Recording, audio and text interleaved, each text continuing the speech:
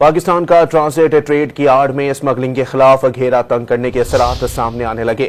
رواں مالی سال افغانستان کی پاکستان سے ٹرانزٹ ٹریڈ کے تحت درآمدات میں بڑی کمی واقع ہوئی ہے۔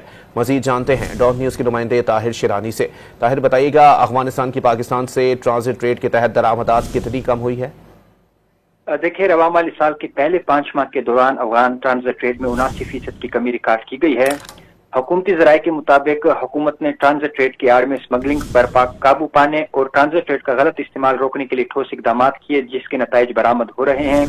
رواں مالی سال کے پہلے 5 ماہ جولائی سے نومبر 2024 کے دوران سالانہ بنیاد پر افغان ٹرانزٹ ٹریڈ 79% کمی کے بعد 46 کروڑ 46 لاکھ ڈالر رہی، جو گزشتہ سال اسی عرصے میں 2 ارب 23 کروڑ 73 لاکھ ڈالر تھی۔